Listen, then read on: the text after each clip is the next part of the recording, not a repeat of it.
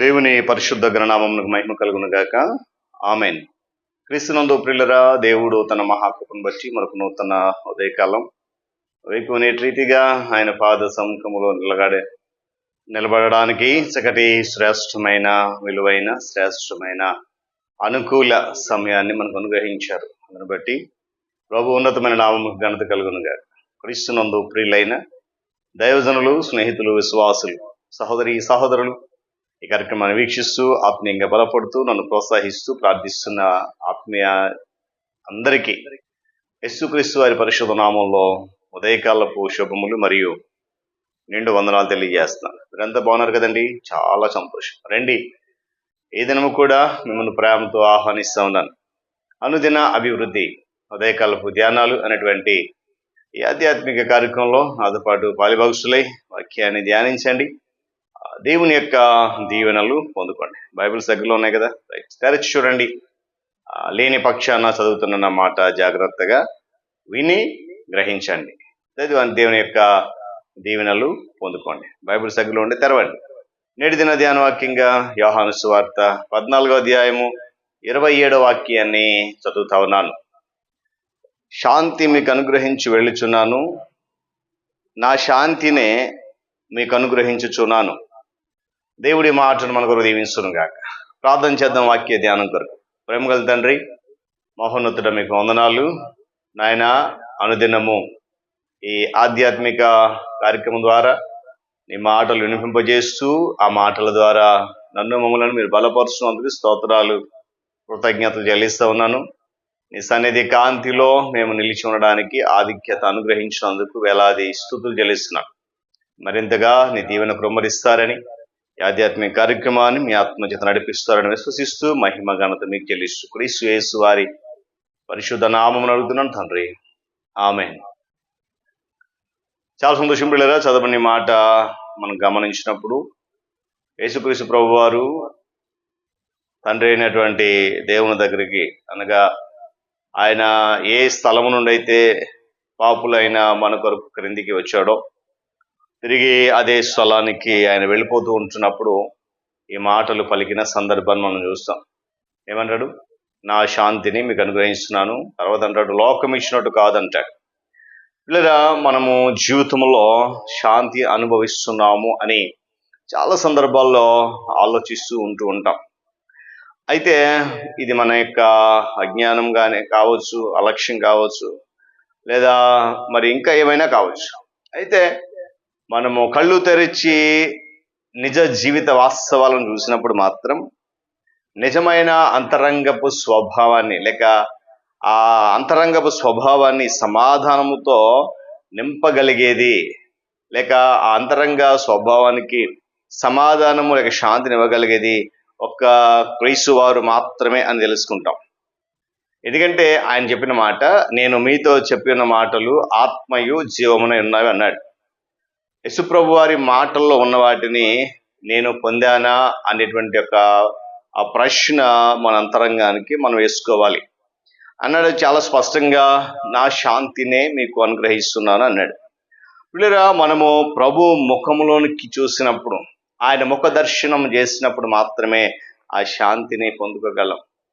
ఆయన గురించి హృదయపూర్వకంగా మనస్ఫూర్తిగా తెలుసుకున్నప్పుడు మాత్రమే ఈ శాంతిని మనము పొందుకోగలం. అంతేకాకుండా ఆయనలో నిక్షిప్తమైన నెమ్మదిలో నుంచి మాత్రమే ఈ శాంతి మనము అనుభవించగలమన్న విషయాన్ని రోజు మనం జ్ఞాపకం చేసుకోవాలి. ఎందుకంటే ఆయన నమ్మకం ఉంచకపోయినా, ఆయన వైపు మనం చూడకపోయినా, ఆ ముఖ దర్శనం చేయకపోయినా కూడా ప్రభు ఇచ్చేటువంటి శాంతి సమాధానాలు మనం ఏమాత్రం కూడా పొందుకోలేమన్న విషయాన్ని కూడా మన హృదయానికి మనము తట్టి లేపాల్సిన అవసరత చాలా ఉంది.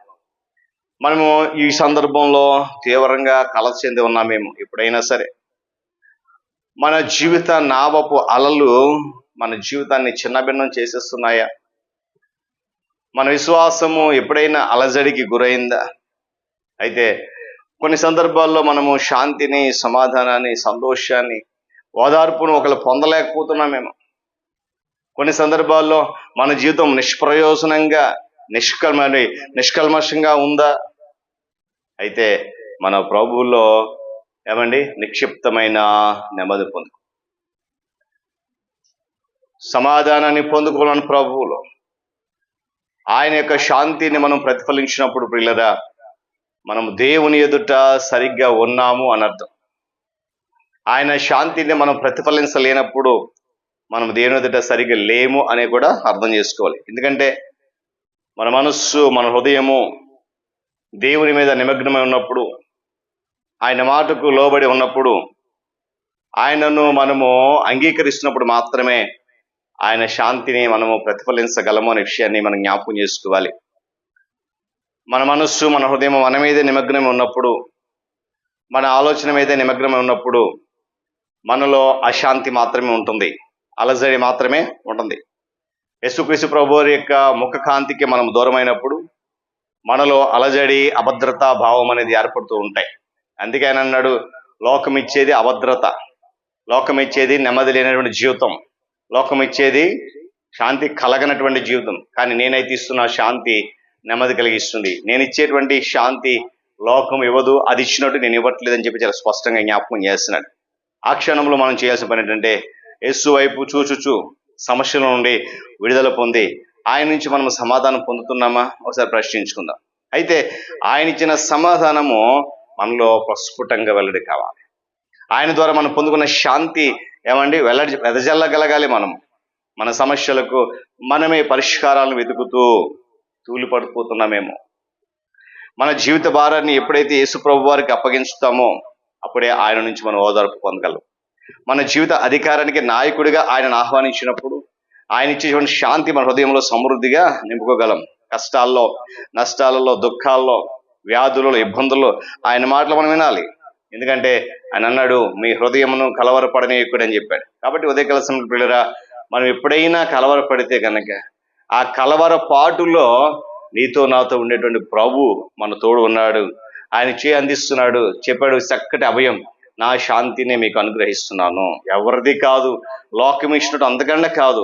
ఎందుకంటే నేను ఇచ్చే శాంతి, నేను ఇచ్చే సమాధానం, నేను ఇచ్చే నెమ్మది శ్రేష్టమైనవి, ప్రతిఫలింప చేయగలవి, మంచివి అనేటువంటి ఒక చక్కటి అభయాన్ని ప్రభు మనకి ఇస్తాం. కనుక ఉదయకాల సమయంలో ఒకవేళ మన జీవితాలు కలవరపాట్లు ఉన్నాయేమో, మన జీవితాలు అలజడికి గురవుతున్నాయేమో, ప్రభు ఇచ్చే శాంతిని పొందుకుందాం.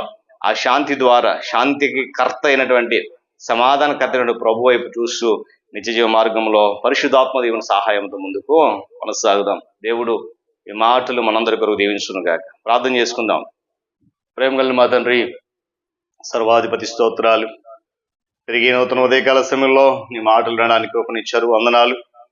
అద్భుతమైన నీ మాటలు నాయన మా హృదయాలను కదిలిస్తూ ఉంటున్నాయి. మా హృదయాలలో నెమ్మదిని, మా జీవితాల్లో శాంతి, సమాధానం కలుగజేస్తున్నాయి. అలాంటి మాటలు పొందుకుంటున్న మేము ధన్యులం.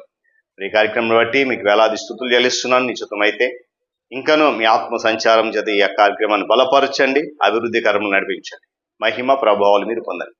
యేసుక్రీస్తు వారి పరిశుద్ధ నామములో ప్రార్థన అడుగుతున్నాను తండ్రి, ఆమేన్. త్రియేక దేవుని దీవెన, ఆయన సన్నిధి కాపుదల సదాకాలము మనందరికీ తోడేండి నడిపించును గాక. ఆమేన్.